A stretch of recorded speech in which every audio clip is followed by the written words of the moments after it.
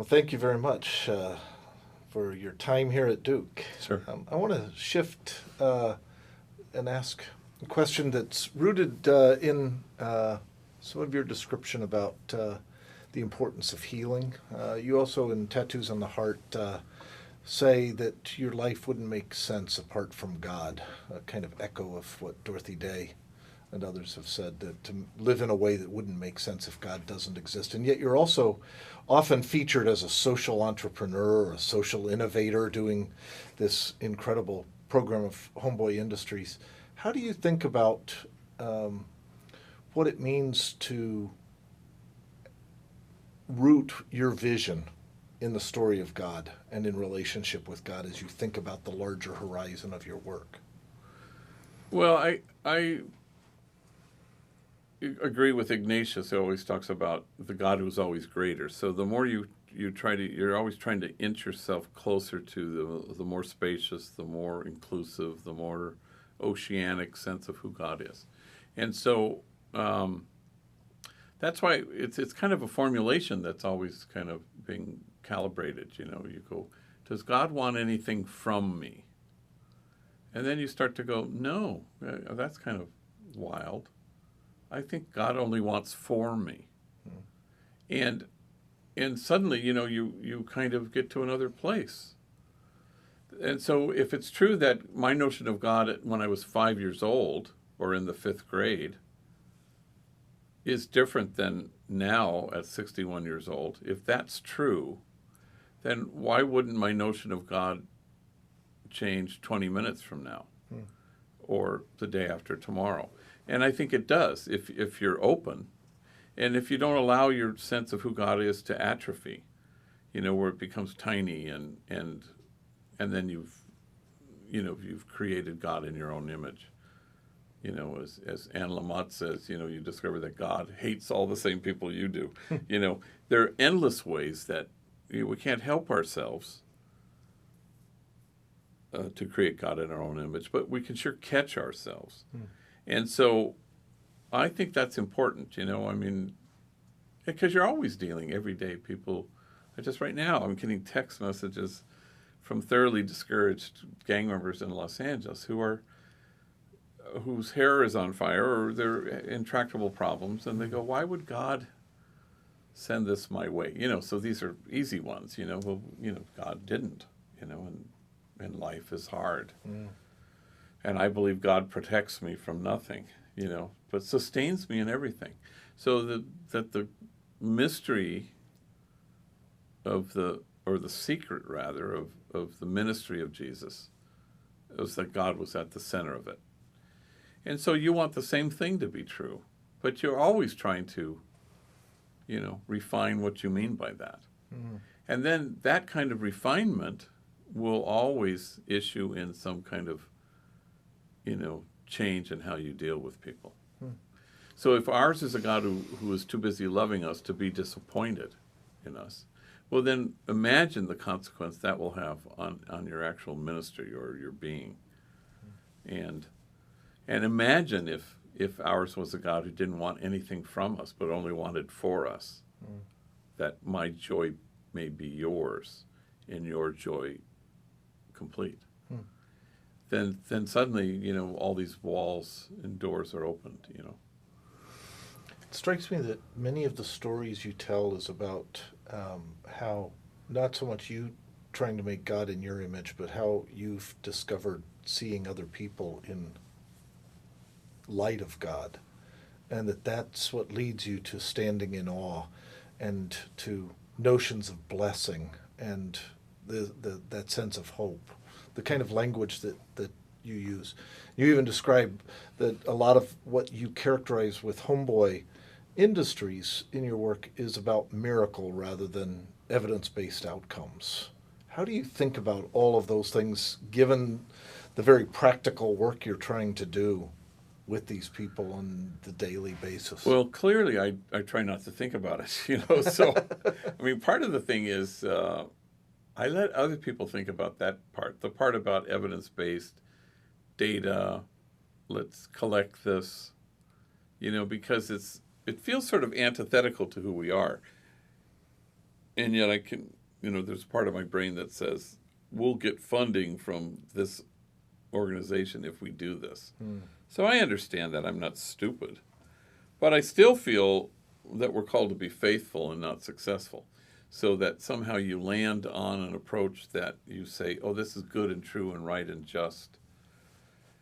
And then you don't care what the outcome is because you're just doing what you can. And what you're doing is true and right and just to the best of your ability. Then once you're doing that, then outcomes are really not my concern. And it's freeing to have that happen because unless you can get to that point where you don't care about outcomes, then you start to shift and you only work with the poor who are most likely to give you good outcomes. And that's a danger. I've seen it happen a million times in educational institutions, and I will say Jesuit institutions, when the best intentions of we're going to teach those kids that no one else will touch, no one else will teach but us. And then you do, and you're bruised and battered, and after your first year, and then a board forms, and they go, well, how many of these kids have gone on to college? We look around at each other and go, well, there was one. Didn't Larry go to college? Yeah, Larry went to college. And the board goes, oh, only one went to college. Oh, well, that's interesting. Cut to 5 years later, every one of your graduates from your education institution, they're all going to college. And the reason isn't because you've somehow mastered a way of teaching these kids. You've stopped teaching the kids that you set out to teach, and you ended up slowly getting to the place where you ended up standing with the most likely to succeed rather than the least likely to succeed. So at home we're kind of reverse cherry pickers. We really only want to work with the belligerent and the difficult, because we know that their belligerence has to do with the pain that they carry. And so we think that our environment is particularly suited for folks who have really been through the ringer. Could you talk a little bit about the ways in which you just invite people into new relationships who work alongside each other? You tell stories about when you were driving up to a speech, I think somewhere near San Francisco, and you had two different gang members ride in the car with you, where you just have them shoulder to shoulder, or two guys working, or you tell the wonderful story sometimes about Manuel and Snoopy. And cell phones. How do you think about the ways in which sometimes just getting people involved in a joint project or on a journey together reshapes where they're no longer thinking of themselves as having enemies, cultivating kinship? Yeah. Well, I always invite on trips where a plane is involved, two enemies who kind of don't speak to each other. They may work with each other, but they don't speak to each other, at least initially. And just so that you can throw them together in a hotel room just to mess with them, And I've had this many times where you have them, homies, enemies, in the car, and you're driving to the airport and they won't speak to each other. And you think, how long will this go on? But then once they have the shared experience of being on the plane for the first time, it's just there's just no way human beings can't sustain the silence in the face of that. So they're instantly in the midst of a shared and new experience, and that's kind of miraculous. And I remember I had two guys, Johnny and Danny. Johnny was more kind of an extroverted. Danny was an introvert, but they didn't speak. They were from enemy neighborhoods, but they had that. It started to thaw. We flew to San Francisco, so it's a short trip from L.A. And we went out to dinner, and little by little, stuff was breaking down.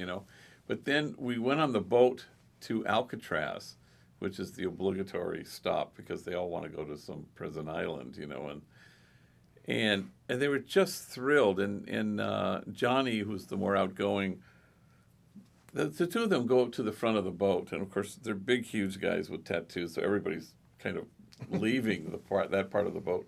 And Danny gets to the front of the boat, and he has his arms outstretched like the scene from Titanic, and he starts yelling, "I'm the king of the world," and more people are moving away from these two guys.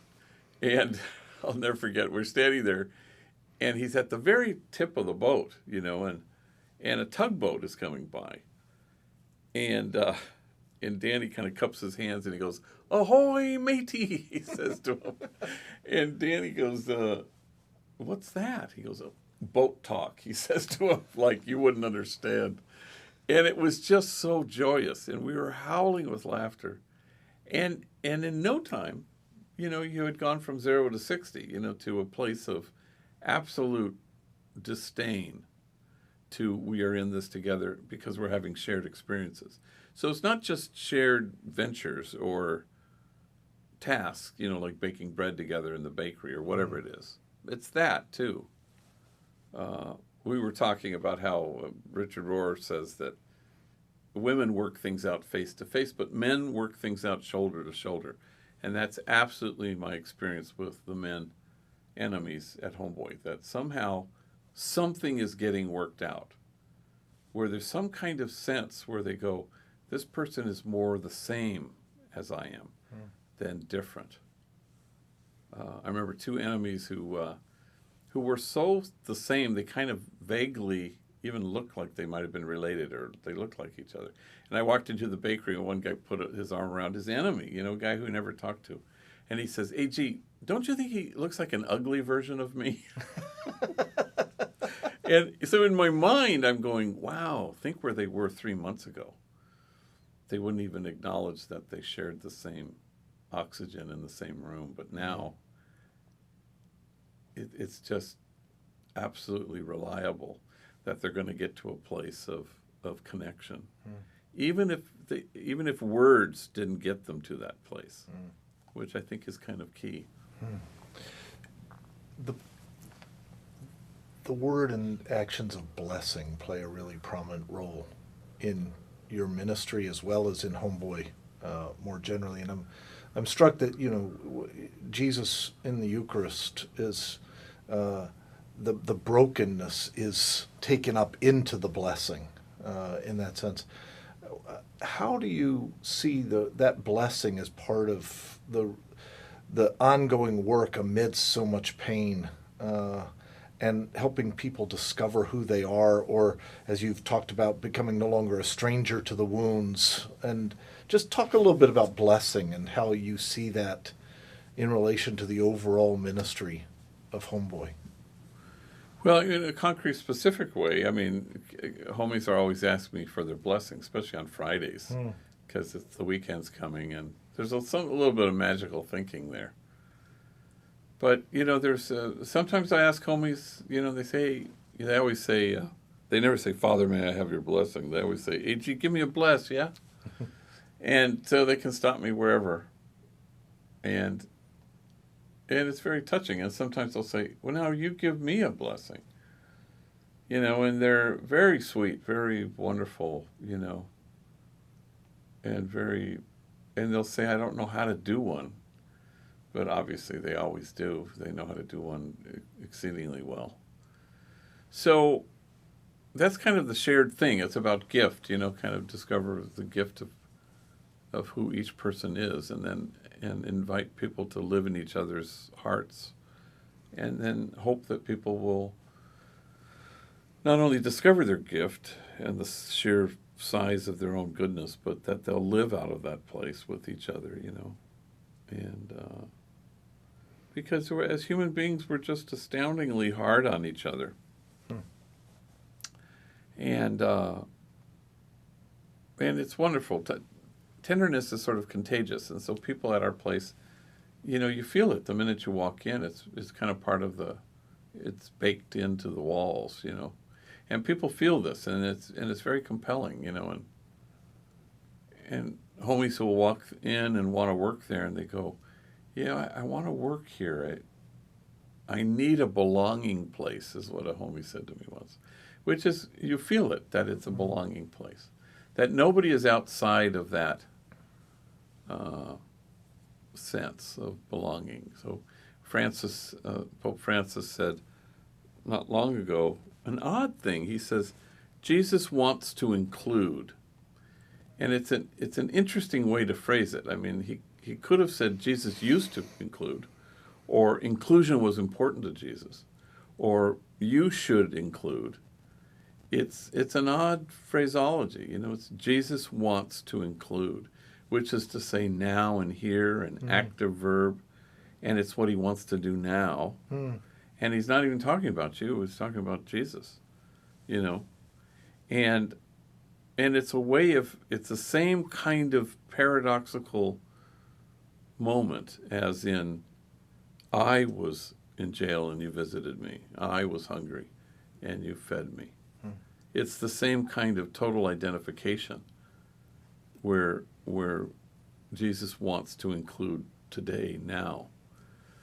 And then you just feel like, wow, I'd like to join him, And then suddenly you're dismantling the barriers that exclude. And suddenly you're participating in the birth of a new inclusion. And that's huge, And that's something worth giving your whole entire life to, I think. Especially when we're so inclined to scapegoat and to compete and disparage and strike the high moral distance between us and them. Jesus wants to include. And who am I not to? Could you talk some about the tension in the midst of Jesus wanting to include, of navigating the kind of struggles of somebody who's not yet ready to come clean in relation to drugs, and the challenges that you face, and how you deal with those challenges and have some accountability without becoming judgmental and excluding? Yeah, it's tough, because I've learned a lot from the homies in this regard. That's why success and failure are the most meaningless concepts. So if somebody's here with us for 3 months, we drug test to get in and drug test randomly and constantly. And then, you test somebody, and after 3 months, and there's crystal meth in their system. Usually in a case like that, we say, hey, let's go to rehab because this is the worst drug there is. And then when you come back from rehab, you can start exactly where you left off, And often enough, they'll say, oh, I don't need a drug rehab, and thank you very much, And then they leave us, And one of the homies there, Fabian, always says, progress is progress. We had him for 3 months, And this is a kid who I wouldn't hire, and then I, would fire, and along with so many others there. But then progress is progress. So why would you want somebody to be the whole and complete version of anything? He made a lot of progress in 3 months. Hopefully he'll come back to us. But you can never take that progress away from him. It was 3 months of being held tenderly in a community that held him in high regard. Now, who knows why he relapsed or got high? I suspect it's because once you start to do the work, it's too painful to look at, and you want to self-medicate. But we'll pick up where we left off, and hope it's soon, But that's why it's never very helpful to say we failed this guy. No, you meet halfway. You hope for the best. Sometimes it works, and sometimes it doesn't. You've described going into the Jesuits, part of what attracted you was a sense of hilarity and laughter, and a lot of the stories you tell have a wonderful sense of humor from the homies or from you. The blessing that Luis asks for, and you add the note that even though at times you're a pain in the ass, and he says the feeling's mutual. That's right. Talk about the culture of humor in your ministry and in Homeboy, and how that contributes to the broader organizational feel that you have. It's about joy. So, like in your marriage vows, for example, it's not in good times and in bad, in sickness and in health. It's not, you don't connect a certain kind of feeling to both those things. In good times, we're going to be joyful. And in bad times, appropriately, we're going to be sad. In good health, we're going to really delight in it and enjoy it. In bad health, we'll suffer it together. No, it's joy all the time. And that's the key. It's about choosing to be joyful in good times and in bad, in sickness and in health. And that's a decision. Otherwise, you wait for the joyful thing to come in order to be joyful, as opposed to maintaining joy all the time. How do you maintain a joyful heart? It turns out that joy comes with a maintenance contract. That how do you maintain that? And so part of that, of course, is to stay anchored in the present moment, but to find the sacred, not to confine the divine. But Ignatius always talks about finding God in all things. There's a homie named Grumpy, a big, huge guy. And whenever he tells these big, long, shaggy dog stories, when he gets to the end, what he wants to say is, and lo and behold, and he never says this, he always says, and wholly befold, he always says it that way. and I never correct him, because like most things, I think it's way better than the original, and wholly befold. So it's sort of like, the holy is sort of enfolding, it's sort of revealing itself in every single moment, not in some once every 10 years peak experience.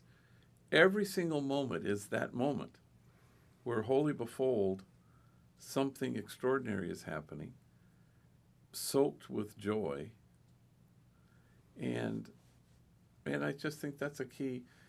It's a decision. So at Homeboy, joy is a decision. And you look around all the time. Like there's a big old guy named Joshua, covered in tattoos, and he's kind of a force of nature. And he's called upon one day to be my runner. And the runner stands right in front of my door.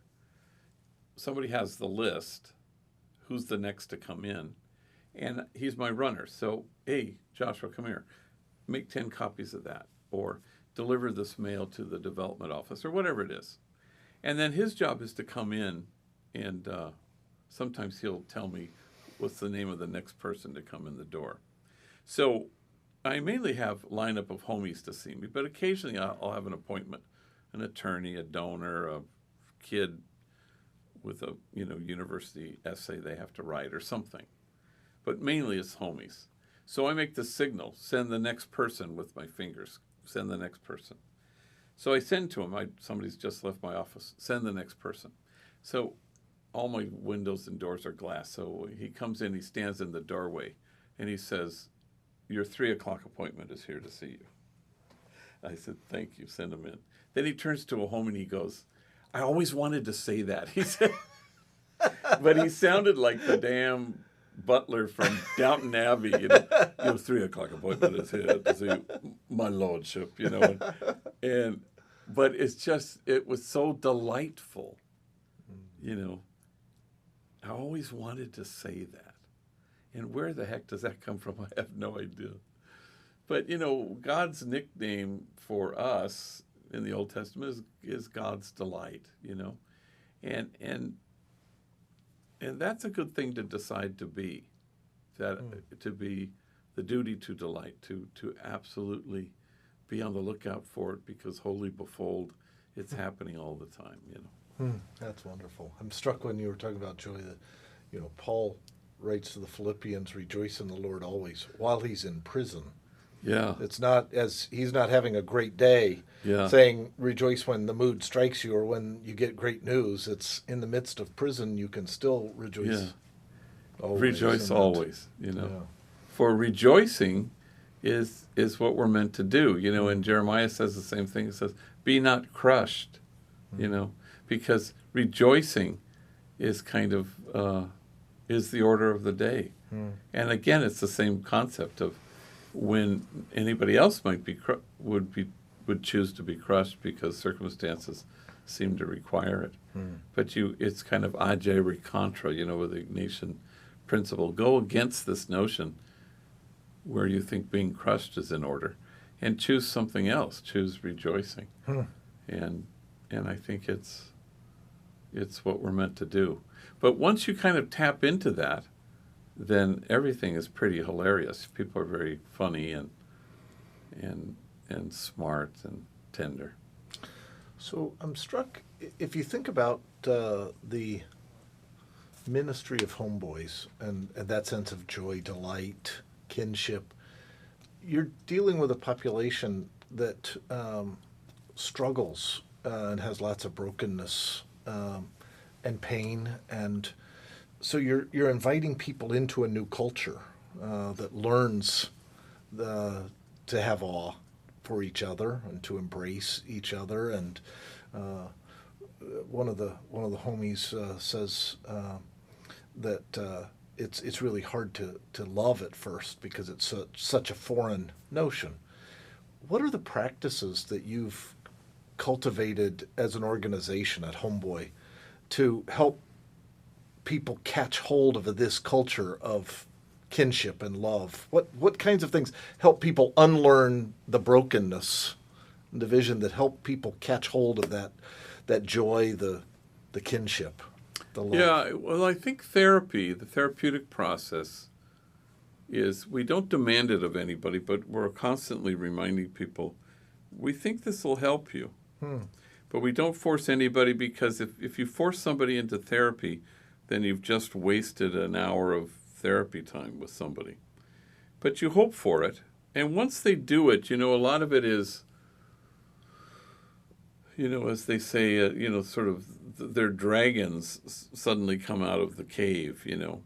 And then what they spend a lot of their time doing is trying to get the dragon back in the cave.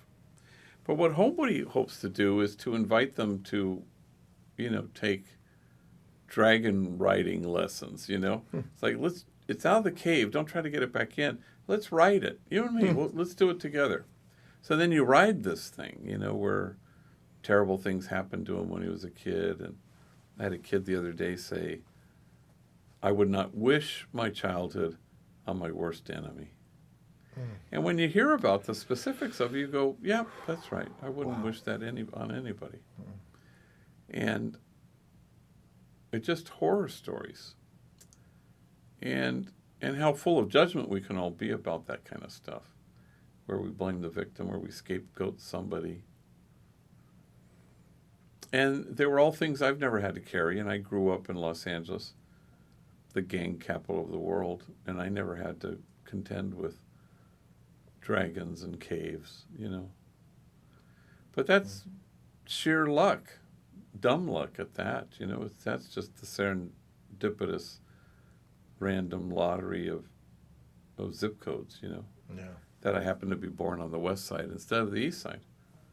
And on the west side there was no poverty, and there was no terror, and there was no violence, and no gangs. So how dare me, you know, strike a high moral distance between my experience and their experience, or suggest, oh, I never joined a gang, as if you could even make that comparison, you know. And not all choices are created equal, you know. I think that's one of the things that homies come to see, is that they never chose this gang lifestyle. It sort of chose them by virtue of where they were born and who their parents were and what they were exposed to. And that's an important discovery. Nobody wants to spend any time blaming their mom for something, you know. But at least you want to kind of see what this is. And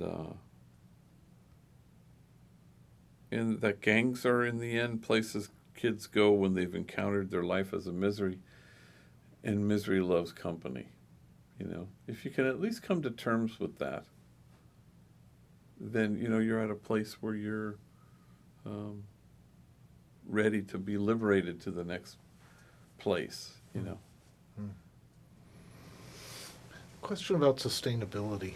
You went through a time in 2010, I think it was, where it was a rough time where you had to lay people off, and now you've got some revenue-producing enterprises that are contributing 30 to 40% of your budget. What have you learned over the years about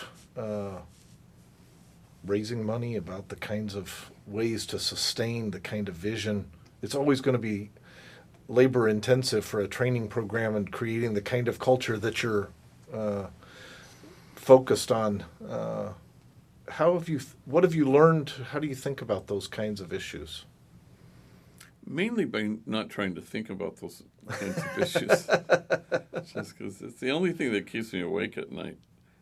Probably less so now because I have other people worrying about it ahead of me, but and it's exasperating because I think if we were, I always think of the crumbling Hollywood sign, which is an icon in Los Angeles. Well, all you had to do was mention in the LA Times that it's crumbling, and people were falling over themselves. They had $6 million in a day, and wow. And it was like, if we were the crumbling Hollywood sign, we'd probably be in good shape. Mm-hmm. If we were a shelter for abandoned puppies, oh my God, we'd be endowed by now. Mm-hmm. So that's just a way of saying, yikes, human beings should. It's funny, an animal shelter, just a woman who runs it came to me and she said, I was thinking, we give animals a second chance. Why aren't we giving human beings a second chance? So she wants to hire through us for her animal shelter, which I thought, how great. Yeah. But it's like what seems sort of obvious to people, that why would we not afford a second chance to somebody who, as Sister Helen Prejean says often enough, everybody's a whole lot more than the worst things they've ever done. And so the more we can remind ourselves of that, the better. Yeah. You are a brilliant storyteller and weave stories in moving, fun, poignant ways. And you also at times will set that within the larger biblical story, Habakkuk, the book of Acts. Could you talk some about how you think about the craft of storytelling and locating that within the larger story of God? Well, I don't know. It's a little bit like when they say when you analyze humor is like dissecting a frog. You can do it, but or digesting a frog, but the frog dies in the process. So, I'm not really sure about process. But I'll tell you a story. It's a recent one. A lot of times, you try to find this one doesn't have that. It has. I don't know if it has any. Anyway, I don't like analyzing. But a kid who I knew all his life since he was 13, and he was Danny, and he was a knucklehead and refused. He was allergic to walking through my doors. He just wasn't going to do it. But I knew him on the streets. I knew him in the juvenile hall. I knew him in probation camp. And he was a knucklehead. He did dirt. He did stuff. Then he went to prison, got out at 20, just a year ago now, to discover that his mom had 6 months to live from cancer. And so he spent some time with her and was there daily, kind of her hospice caregiver. Never left her side, and I saw him there, and it was very tender. Then she died. A week later, I buried her, and a week after that, he walks into my office for the first time ever. So he's in our 18-month program. He had only been with us like 4 months. And I could watch him, working with enemies. And this guy was into his neighborhood and into having enemies. And in recovery, they say it takes what it takes. So the birth of a son, the death of a friend, taking care of a mother who's dying of cancer. Who knows what it takes?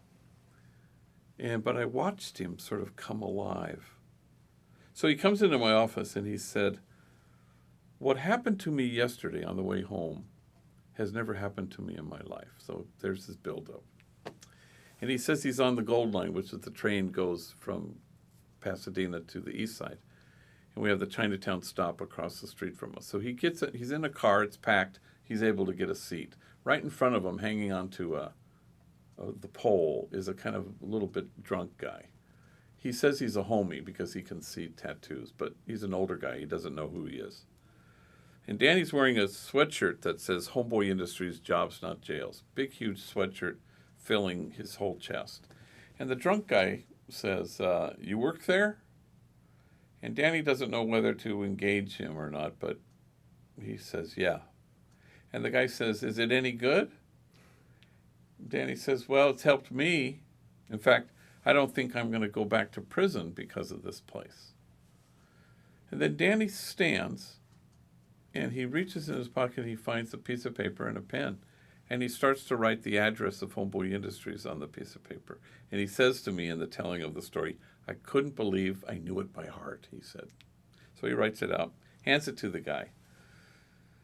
And the guy studies it. And Danny says, come see us. We'll help you. And the guy says, thank you. And then the guy gets off the train at the next stop. Danny sits down. And now he starts to feel, gets a bit filled with emotion, you know. And he says, what happened to me next has never happened to me in my life. Everyone on the train was looking at me. Everyone on the train was nodding at me. Everyone on the train was smiling at me. And then he could barely speak. And he says, and for the first time in my life, I felt admired. And he cried and I cried. And it's like any biblical story where somebody is experiencing sight after not having it. Or liberty from whatever place they felt captive. And I didn't do that to that kid. But boy, do I feel grateful to witness that it happened. You know. It's a wonderful story and a sign of the extraordinary mission and work of Homeboy and of your ministry to help people see what others have not seen, and to discover that sense of blessing and of awe and of the miracles that happen every day. And your eloquent witness to that and all the leadership, we're grateful for it, and thank you for this time. Thank you.